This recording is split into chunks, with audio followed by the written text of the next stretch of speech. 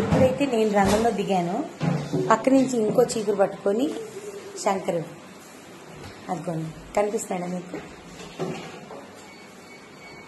కనిపించడు అనమాట, తప్పించుకుంటూ తిరుగుతూనే ఉంటాడు. అదిగోండి, ఇదిగో ఈ వ్యక్తే శంకర్.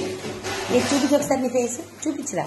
ఇదిగో ఈ వ్యక్తే అరే రే వ్యక్తే శంకర్ అండి. ఇదిగో ఈ దుర్మార్గుడు మా శ్యాము. వీడికి ఏం పేరు పెట్టాలరా తెలియట్లేదు. ఓవర్ యాక్టర్ అజయ్ గౌడ్ మాకు ఇక్కడ.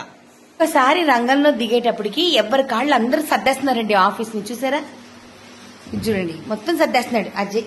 నేను శ్యామ్ మొత్తం అరలు సర్దేస్తున్నాడు. ఇంకా ఓవర్ యాక్షన్ అంటే ఈడే ఈరోజు. ఇదిగోండి ఇంక ఈయనైతే మొత్తం తిరిగేస్తుంది. Over action చేయకరా.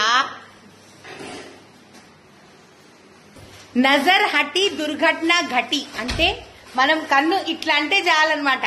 ఇట్లా చేస్తారు పిల్లలు. వీళ్ళ ముగ్గురిని నమ్ముకుంటే వీళ్ళు నన్ను ఇట్లా చేస్తున్నారండి. ఆఖరికి చీపురు పట్టుకొని తిరుగుతున్నాను ఈరోజు. అట్లుంది నా పరిస్థితి. ఈరోజు ఆఫీస్ లో మా లక్ష్మి రాలేదన్నమాట. సో ఈరోజు క్లీనింగ్ పని నాదేనండి. మా వాళ్ళు నేను లేను, ఒక రోజు రాలేదు. ఒకరోజు ఏంటి, నిన్న కూడా వచ్చాను ఆఫీస్ కి. సర్దేస్తానని అంటారు. ఇదిగోండి ఇలా ఇవన్నీ నేను ఏరుకోవాలి. ఇవన్నీ నేను పడేసుకొని ఇదిగో హెడ్ క్యాప్స్. ఇంత బాధ్యతమైన పిల్లలు నా పిల్లలు.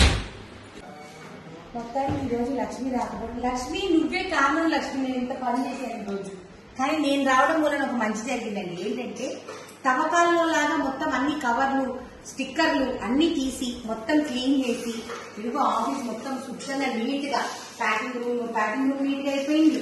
ఎక్కడికక్కడ అన్ని సర్దేశారు. దెబ్బకు అన్ని సర్దేస్తున్నారు అనమాట.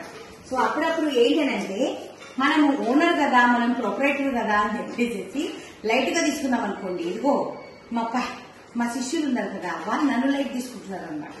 అది అక్కడి నుంచి ఎక్స్ప్రెషన్ అనమాట. సో అట్లాగా ఇంటికి నుంచి ఏం డిసైడ్ అయ్యానంటే వీక్లీ వన్స్ నేను వచ్చిన ఆఫీస్ ని నేను క్లీన్ చేసుకుంటా. అది అజయ్ చేయకపోని, శ్యామ్ చేయకపోని, శంకర్ చేయకపోని, లక్ష్మి చేయకపోని నేను వచ్చి నేను చేసుకుంటా. ఏం చేస్తాం, తప్పదు కదండి. బిజినెస్ మంది కదా, కష్టపడాలి. ఏం చేయాలి.